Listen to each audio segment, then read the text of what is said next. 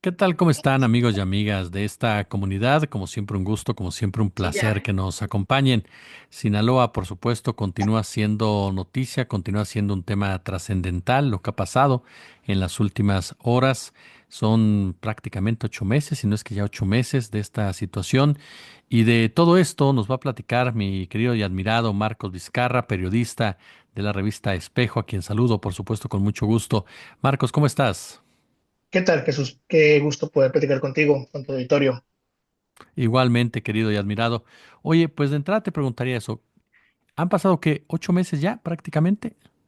Este 9 de mayo se cumplen ya 8 meses de que comenzó, por lo menos de manera pública y con un formato muy visible, esta confrontación entre dos grupos criminales del cártel, que son, de acuerdo con la Secretaría de Seguridad y Protección Ciudadana y la misma Defensa Nacional, son grupos del cártel de Sinaloa. Por un lado, los hijos de Joaquín Guzmán Loera el Chapo, y por otro lado, los hijos de Ismael Zambada García, el Mayo Zambada, ¿no? Entonces, y que habría iniciado conforme a esto, o este recuento, ¿no?, que nos han dado después de que Zambada García habría sido llevado a Estados Unidos. Aún a la fecha, y creo que es sumamente necesario decirlo, después de aquel de 25 de julio no hemos tenido información exacta si fue llevado por voluntad, por secuestro, por lo que sea, ¿no? No tenemos algo exacto. Tenemos datos que se publicaron el 11 de agosto en una carta que publica Zambada García, o su abogado realmente, el abogado Frank Pérez, y que comparte con medios de comunicación, donde se explica, entre otras cosas, que Zambada García habría sido traicionado, llevado a un lugar con mentiras, que se llama Huertos del Pedregal, al norte de la ciudad de Culiacán, y que después de eso, hasta sometido y llevado en un avión hasta llegar a un aeropuerto en Nuevo México, al sur de Estados Unidos, y allí ya lo estarían esperando elementos federales de ese país para apresarlo y llevarlo pues a una corte donde ya está siendo procesado ahora mismo. Y poco a poco, ¿no?, han salido algunos datos muy, muy leves. Se mantiene por parte de la defensa esa versión de una presunta traición, pero a la fecha solamente es algo que se ha dicho por una parte. No ha habido un careo como tal y no ha habido más información, ¿no? Entonces, es una situación muy compleja. Lo que sí es que después de que fue la captura, tuvimos momentos de muchísima tensión, un poco más de un mes, alrededor de un mes y medio, con mucha tensión, con algunos asesinatos de personas claves, como un hombre de apellido Martín Corrales, bueno, de nombre Martín Corrales, mejor dicho, García Corrales, perdón, y posteriormente otros asesinatos en lugares muy específicos, como en un pueblo llamado La Campana, cerca de Jesús María, donde fue apresado aquella vez en 2023 Ovidio Guzmán López. Y, y después de eso, que sucedía en agosto, a finales de agosto, empezamos a tener un incremento en las desapariciones. Esto sí ya son datos oficiales de la Fiscalía General del Estado y de colectivos de búsqueda, y para el 9 de septiembre ya vemos una explosión, ¿no?, de esta confrontación y señalamientos que se han hecho a través de mensajes de ellos y confirmaciones de parte del gobierno federal, ¿no? Ha sido 8 meses muy intranquilos, creo que es una forma de expresarlo. Han sido 8 meses de mucha preocupación para la ciudadanía. Hay una gran preocupación porque eh, ha habido afectaciones en todos los ámbitos, ¿no? Desde lo social, en lo educativo, en lo económico. Y arranco, por ejemplo, con lo social, ¿no? Las calles lucen normalmente solas por las noches, aunque Culiacán, como lo hemos dicho varias veces en este espacio, Culiacán y Sinaloa entero, por ser cálido, vivimos de una manera diurna, ¿no? O sea, buscamos la tarde, la noche.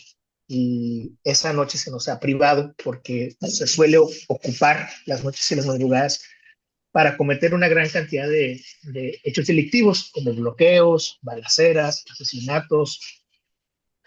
Y en un momento, o sea, y podemos incluso hasta contabilizarlo, ¿no? Sabemos que hay más de 1.200 asesinatos en esos casi 8 meses. Sabemos que hay más de 1.300 desapariciones en estos casi 8 meses. Sabemos también, por ejemplo, incluso entre las personas asesinadas, hay 39 niñas y niños que fueron asesinados también, ¿no? Y no porque tuvieran armas o que estuvieran atacando a alguien, sino porque estaban en medio de una confrontación. Sabemos también que hay más de 120 registros de niñas, niños y adolescentes que han sido desaparecidos en este periodo, un poco más de la mitad así localizados, casi todos con vida, no todos. Y todavía hay niñas, niños y adolescentes que siguen desaparecidos a la fecha. También sabemos que ha ocurrido el desplazamiento de una gran cantidad de personas. Incluso no hay una cifra objetiva al respecto, ¿no? Por un lado, la Secretaría de Bienestar, que es la que está encargada del tema en Sinaloa, ha mencionado un poco más de 120 familias, 200 familias aproximadamente, pero solamente en Concordia, por ejemplo, que es el municipio del sur y que conecta con el estado de Durango, se ha registrado esa cantidad, ¿no? Habrá que contar de los municipios de Lota, San Ignacio, Cozalá, donde sabemos que están viviendo una situación muy cruel y que lamentablemente también en silencio, porque no hay medios de comunicación, no hay periodistas, no hay activistas, son zonas silenciadas justo por esta violencia. Es en esas mismas zonas donde sabemos que han ocurrido una gran cantidad de hechos delictivos, y hablo, por ejemplo, de asesinatos, desapariciones, una gran cantidad de bloqueos. Te diría que incluso solamente en estos últimos 8 días, ¿no?, que ha transcurrido el mes de mayo, tenemos un poco, son alrededor de unos 15 bloqueos oficiales, ¿no? Con datos completamente oficiales, bloqueos carreteros, bloqueos de caminos y, y nada, o sea, hemos tenido ciertamente, y también hay que decirlo, un operativo eh, muy visible en las calles porque vemos una gran cantidad de militares. También vemos una gran cantidad de elementos de la Secretaría de Seguridad y Protección Ciudadana, estos elementos federales, coordinando incluso las acciones de seguridad. Vemos acá en Sinaloa también muchos esfuerzos sociales, empresariales, para tratar de salir de este hoyo, ¿no? Porque te decía, una de las afectaciones es justo las económicas. No hay un cálculo exacto porque esto lo vamos a tener hasta después, finales del año, cuando nos dé más información el INEGI, pero sobre las caídas y más, pero sabemos que hemos tenido pérdidas súper importantes. Hay cierres de negocios por todos lados, no solamente en Culiacán y en Mazatlán, que son dentro de las ciudades más importantes de Sinaloa, sino en gran parte del territorio. Y para poder sostener esto, además de las grandes cantidades de fotografías que hay en redes sociales, entre ellas un proyecto que lleva nuestra compañera periodista Susana Manjarres del semanario R12, que es buenísimo, que se llama Aquí estaba, ¿no? Un proyecto de fotografías donde había negocios abiertos y que han cerrado por culpa de esta narcopandemia que le hemos llamado. Eh, el IMSS nos da información que es de gran relevancia, porque solamente empleos registrados ante el IMSS, sabemos que hay 14,000, y estos son datos apenas recientes, por parte de la Secretaría de Economía Federal y el IMSS mismo, hay 14,000 empleos menos en comparación al año pasado, al cierre pues de abril del año pasado. Eso nos refleja, nos dice algo que es importante, porque incluso se ha planteado acciones de recuperación económica por parte del gobierno del estado, con un plan de obras públicas que a la fecha no ha dado esa reactivación, ¿no? No quiere decir que no pase, no ha sucedido y siguen cayendo los empleos. También vemos esfuerzos ciudadanos y empresariales de generar o buscar la forma de crear espacios donde se pueda hacer un esparcimiento, donde se pueda generar condiciones para que estén las y los ciudadanos comprando. Imagina que parte de eso, una de las exigencias incluso fue buscar que se hicieran operativos en la zona Tres Ríos, que es una de las zonas comerciales más importantes de Sinaloa, ¿no? Donde hay una gran cantidad de comercios, centros nocturnos, restaurantes y más. Y efectivamente se llevó a cabo este operativo. Si tú vas los fines de semana a esta zona Tres Ríos que se encuentra en Culiacán, verás un montón de militares caminando, marchando, con sus patrullas, con retenes, ¿no? Donde antes igual te pedían con el alcoholímetro, si llegaban los policías y ahora te piden que vayas a tomar. Lamentablemente no ha servido, ¿no? Ese operativo no ha servido. Hay muchas personas que les ha inhibido el poder salir. Y vale la pena, por último, bueno, también te decía, recordaba esto, perdón, antes de justo ir rememorar otra cosa, el tema de las afectaciones educativas, ¿no? Que eso nos da muchísimo el tema social también, ¿no? Ah, hoy, 8 de mayo, por ejemplo, eh, amanecimos con un montón de noticias sobre bloqueos, asesinatos, incluso entre ellos dos policías. Amanecimos con un montón de información de ese tipo porque ocurrieron en un montón de cosas en por lo menos 6 municipios del estado, y entre ellos bloqueos, asesinatos y más. Y lo que se decidió por universidades públicas, por escuelas públicas, fue suspender las clases de manera presencial e irse en línea. Y los que vivimos en la ciudad tenemos este privilegio de contar quizás con una señal mejor, ¿no? Pero aquellos que viven en zonas rurales, e insisto y vuelvo a nombrar municipios como El Dorado, Pelota, Cozalá, San Ignacio, Nabolato, gran parte del municipio de Nabolato, la parte sur de Culiacán, Concordia mismo, gran parte de esa región no cuenta con buenas señales de internet, con buenas señales de celular.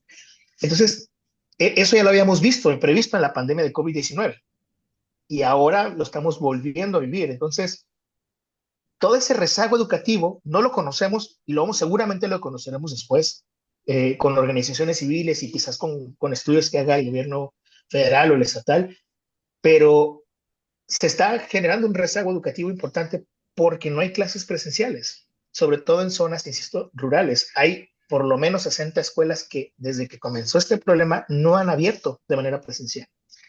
Y eso es un dato que creo que debería ser alarmante para todas y todos. Y, y bueno, o sea, y decía, o sea, aunado a todo esto, hemos visto también, y eso sí es interesante y destacable también, un gran cierre, cuando hablaba, por ejemplo, de los comercios que han cerrado y todo esto, y de toda esta sociedad que se ha desplazado, porque hay muchos que se han desplazado por gusto y a otros lados porque tienen las posibilidades económicas. Muchas de esas empresas también son empresas que anteriormente habían sido señaladas o cuestionadas por posibles situaciones. Nosotros no podemos decir, ni tú ni yo, que se dedicaban a un tema ilícito, ¿no? Pero de pronto podremos imaginar, ¿no? Cuando vemos que sus productos cuestan $1,000, y hablo en dólares porque así los vendían, ¿no? $1,500, $2,000, o sea, imagina comprar una prenda, una playera, una blusa en $1,000, ¿no? O un par de tenis en $1,500, ¿no? Y obviamente el mercado no éramos ni tú, Jesús, ni yo, Claro. ¿no? Y seguramente muchas de las personas que están viéndonos en este momento, o sea, ese tipo de mercados, por ejemplo, fueron los primeros en cerrar.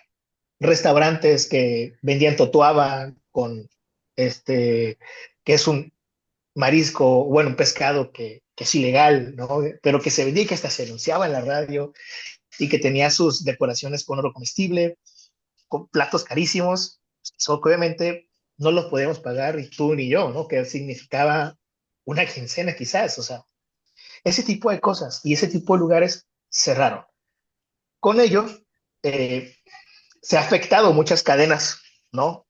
Los que les vendían las verduras, las frutas, los que les vendían el pescado, los mariscos, los que vendían las carnes, todo eso. Y esa afectación es la que ya estamos sufriendo. Hace unos días, por ejemplo, leía algo en el Universal que era necesario entender.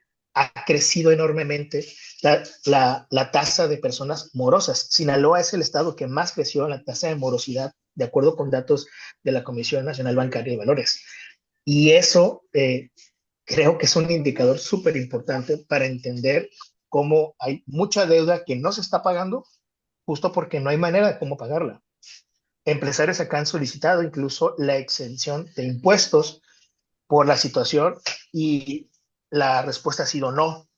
Incluso la respuesta gubernamental, mucho, y eso es público, ha sido de negar que están ocurriendo cosas tan graves. Ha habido un reconocimiento en momentos, en ocasiones, pero la valla, la constante ha sido la de llamar a salir. Incluso ayer mismo el gobierno del estado decía que todas las escuelas iban a estar abiertas mientras no ocurriera un ataque contra escuelas. Y nos hacía recordar justo el 30 de abril, cuando había un, hay videos donde se ve y se muestra pues que las maestras están celebrando con niñas y niños en la plaza cívica, están bailando, están jugando porque es 30 de abril o era 30 de abril, y a las niñas y los niños, y de pronto empiezan a sonar balaceras, y de pronto todos los niños pecho tierra, y de pronto todos los niños corriendo. Eso es lo que ha estado pasando. Eh, yo quisiera decir que la cosa va mejorando. Aparentemente sentíamos incluso que la cosa ya no iba tan mal. Veíamos que la situación estaba menguando hacia cierto punto, ¿no? Que estaba ocurriendo como ocurrió, por ejemplo, en 2011, 2012, con Mm. esta guerra también, que la violencia se estaba empezando a desplazar sobre todas zonas rurales, que ciertamente nos llevó a un gran desplazamiento de personas, ¿no? Hay organizaciones que afirman que fueron más de 35,000 personas y son datos aceptados incluso por la Comisión Interamericana de Derechos Humanos. Eh, pero ahora pensábamos y creíamos y solamente nos quedamos en el pensamiento y quizás en la esperanza de que esto pudiera cambiar. La realidad nos ha azotado en la cara, insisto, en los últimos días ha sido brutales, nos hacen recordar como si fueran los primeros días de toda esta situación y donde estamos en casa, donde estamos atendiendo las clases en línea quienes podemos y al mismo tiempo trabajando en home office y al mismo tiempo tratando pues de mantener el ánimo entre nuestras familias y te lo digo, todo eso te lo comento, no sé, entre por periodista, porque a esto me dedico, pero también te lo digo como padre, por ejemplo, ¿no? Entonces, eso es lo que ha pasado en 8 meses, casi 8 meses. No sabemos qué va a pasar. Quisiéramos tener una bolita mágica, quisiéramos ser pitonistas, ¿no? Pero me sumo, por ejemplo, a lo que Adrián López Ortiz, director del periódico Noroeste, por ejemplo, publicaba hoy en el diario. El narco ha muerto, pero de risa, ¿no? Con toda esta estrategia y todo esto que se les ha dejado crecer y todo esto que impera, no solamente en Sinaloa, sino en todo el país, ¿no? Eso es lo que ha pasado. Mi querido Marcos Vizcarra, yo como siempre te agradezco de verdad esta charla, este reporte, este análisis crónica tan detallada que nos das y que siempre nos ayuda a entender esa realidad. Únicamente concluiría con una pregunta, es ¿por qué, como bien dices, están los operativos, están los soldados, ¿por qué? ¿Por qué no avanza o por qué no se logra? Eh, ¿Es porque conocen más el terreno? ¿Es porque hay corrupción? ¿Es porque no se entiende la estrategia como tal? ¿No hay coordinación? ¿Por qué? Híjole, es una gran pregunta, ¿no? Mm, es una gran pregunta. Eh, han, y sabes qué, yo agregaría a propósito de tu pregunta, ¿no? Se han detenido una gran cantidad de personas, Sí. ¿no? Ayer daban dato de que son alrededor de 1,000 personas, un poco más de 1,000 personas detenidas en todos estos 8 meses. Es una cantidad increíble. Sí, este, y además se han hecho decomisos, dicen, de armas, municiones, droga, no sé qué, pero no mengua todo esto, ¿no? No mengua, sino que justo y han incrementado tasas, por ejemplo, de robos de vehículos. Apenas hace 2 días, aquí cerca de mi casa, le apuntaban a una mujer para que se bajara de la camioneta. Y eso es como el retrato de todos los días. O sea, de pronto decir que más de 10 vehículos robados solamente en Culiacán con violencia, eso nos habla de una cosa horrible. Porque siguen buscando armarse, siguen buscando todavía formatos de dinero. Madres buscadoras denunciaban hace un par de días también, justo el colectivo Madres en Lucha, la señora Bella Pulido, nos decía a la prensa que se está implementando incluso modelos de extorsión a familiares de búsqueda, pidiéndoles, exigiéndoles dinero para poder dar información concreta de sus desaparecidos. Y ya no le pedían 300,000 pesos, 2,000 pesos, sino que les están pidiendo 20,000, 50,000 pesos, ¿no? Y, y hay quien lo hace, Jesús. Y es porque hay mucha desesperación de todo esto. O sea, Claro. es el periodo más violento que hemos vivido, por lo menos en la historia reciente. Porque no solo son asesinados, también hay desaparecidos. Y eso dobla una cifra de la desesperanza, ¿no? Y, y el tema aquí es que Eh,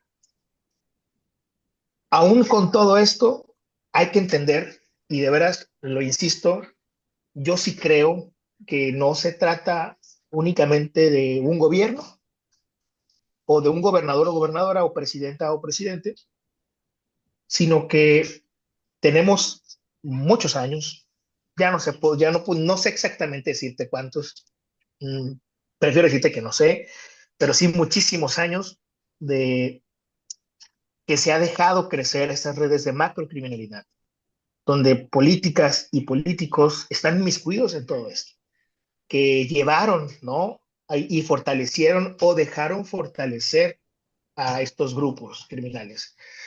Te pondría el ejemplo, por ejemplo, del exgobernador Sánchez Celis, ¿no? En Sinaloa. Tuvo como en su escolta tenía a Félix Gallardo. Mm. Era su escolta, el del gobernador, cuando era gobernador. Y todavía más allá, después de eso, Félix Gallardo ya no era escolta, ya se dedicaba a otras cosas como las que conocemos en los años 80 y fue padrino de bodas de uno de los hijos del exgobernador, ¿no? O sea, desde ahí tendríamos que empezar a observar cosas que han sucedido, que han crecido. La gran criminalización que ha habido sobre las sustancias, todavía la estamos viendo hoy con sustancias que se utilizan como medicamentos, como el fentanilo, por ejemplo, ¿no? Los formatos de corrupción que ha habido para ingresar precursores químicos y se puedan hacer cosas en cocinas, en espacios, donde sea. Y además la conversión de muchos negocios criminales, no solamente la droga, porque pensar que son cárteles de la droga es como es muy viejo, muy antiguo, ya es sonso. Son, son grupos criminales que se sostienen económicamente y políticamente y que tienen sus redes de lavado de dinero, de uso ilegal de recursos naturales, de complicidades con redes empresariales para la instalación de proyectos y megaproyectos en territorios. Y así podemos ir nombrando y nombrando y nombrando.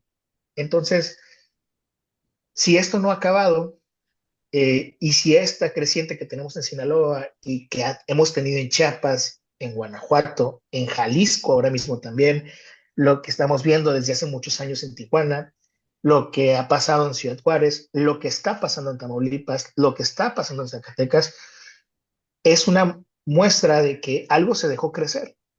Y si esto no se acaba, es porque las raíces no son las cabezas, sino que las raíces están mucho más amplias y entre ellos, por ejemplo, yo esperaría, ¿no? Como la carta que hago a los Reyes Magos, yo esperaría que se combata esas redes de macrocriminalidad, ¿no? Ya nos han dicho, por ejemplo, el gobierno estadounidense y el gobierno mexicano, que hay empresas que funcionan o no han funcionado para los grupos criminales y siguen operando, Jesús, ¿no? O sea, siguen operando. Y quizás el ejemplo más corto y más cercanísimo que tenemos aquí tú y yo son dos. La familia Zambada García, por muchos años, ha tenido una lechera que a la fecha sigue activa, ¿no? La familia Zambada García tiene, por ejemplo, entre muchas empresas, un complejo habitacional comercial que se llama Plaza Lomas. Y pues si puedes ir a rentar una casa. Y nada más que debes saber que cuando firmes el contrato, uno de los socios de ese complejo habitacional se llama Ismael Zambada García, ¿no? Entonces, eh, es comprender que hemos dejado también, lo hemos visto cómo está creciendo y al mismo tiempo también decir que hemos dejado que eso crezca, ¿no? Yo pienso que tenemos que empezar a exigir, sí, detenciones y más, y, y me encanta la idea, de veras me encanta pensar que se buscan generar una estrategia de inteligencia, como se nos ha dicho por parte del gobierno federal, ahora con la presidenta Claudia Sheinbaum, pero si esa estrategia de inteligencia solamente se basa en capturar objetivos prioritarios, cito textualmente lo que, como ellos lo mencionan, pues es incluso regresar a las épocas calderonistas y peñistas, donde hablaban de objetivos prioritarios, pero y para expresarlo eran personas o personajes. Cuando creo que hemos mirado mal y que los objetivos prioritarios deberían ser justo desarticular todas esas redes que están, que existen. Por eso, de veras, por eso te digo, creo que hay que sigue esto, que va a permanecer. Estaría encantado, de verdad, y te lo digo porque lo necesito, incluso personalmente y familiarmente. Esto se acabe hoy para yo poder mañana ir al parque y estar a las 8 o 9 de la noche en el parque, con muchas niñas y niños jugando y riéndose. Y mañana porque es viernes, ¿no? Y no hay clases el sábado. Y me encantaría decirte que el evento del Día de las Madres la vamos a pasar todos y nos vamos a desvelar hasta medianoche, 1, 2, 3 de la mañana, con la banda, con la carne asada, con los mariscos, pero la realidad es otra, ¿no? Acortamos los horarios, acortamos todo, y eso entiendo, no es particular de Sinaloa, es algo que nos está pasando a todo el país, a todo, en Ciudad de México, Estado de México, en Puebla, incluso en paraísos, ¿no? Como antes lo era, por ejemplo, esta región de San Miguel de Allende, en Guanajuato y más, o sea, lo que pasa en Cancún también, o sea, de verdad estamos viviendo momentos muy crueles de algo que creció como la espuma, se le dejó crecer, insisto, se les dejó crecer. En algún momento hasta con complicidades con grupos criminales como pasó y lo que sabemos ahora también por los juicios con García Luna y el cártel de Sinaloa y lo que ha seguido pasando, ¿no? O sea, se ha mantenido, esto está y esto existe y tenemos que nombrarlo así con todas sus letras. Ha habido una presencia del Estado para que esto crezca. Y cuando hablo del Estado me refiero particularmente al gobierno y a los empresarios. No es un juego de uno, es un juego parejo. Mi querido Marcos Vizcarra, yo como siempre te agradezco de verdad estos minutos y te mando un abrazo muy fuerte, querido. Te mando un abrazo muy fuerte, Jesús. Gracias a ti y a tu producción.